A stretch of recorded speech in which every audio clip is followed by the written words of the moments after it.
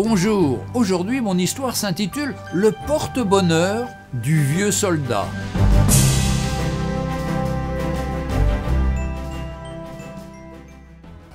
Dans la deuxième épître de Paul aux Corinthiens, chapitre 9, verset 8, il est écrit « Dieu peut vous combler de toutes sortes de grâces ». La sagesse de Dieu et la sagesse des hommes sont éloignées.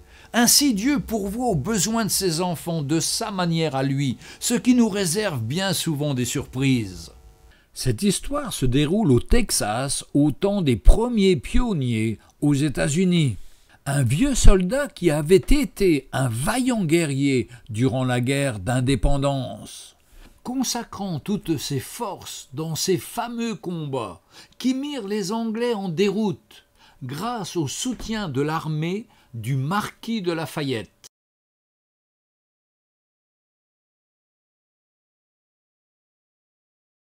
Il frappe à la porte d'une maison pour y demander du pain, car il était devenu mendiant et ne vivait que de la générosité des gens du pays. L'homme qui lui ouvre le salue. « Bonjour mon ami, j'ai faim, auriez-vous la bonté de me donner du pain ?» L'homme remarque que son visiteur porte un étui en cuir autour de son cou. « Qu'as-tu là, mon ami ?»« Oh, pas grand-chose, un porte-bonheur qui m'a été donné en quittant l'armée. »« Fais-moi voir ça. » Il l'ouvre et sort un papier qu'il ne sait pas lire. Le tend à son interlocuteur qui n'en revient pas. « Eh bien, c'est ton certificat de libération de l'armée fédérale. » Signé du général George Washington lui-même. Il te donne droit à une pension à vie. Consterné, le vieux soldat réalise qu'il a pendant 30 ans porté sur lui la promesse d'une rente qui aurait couvert tous ses besoins s'il l'avait réclamée.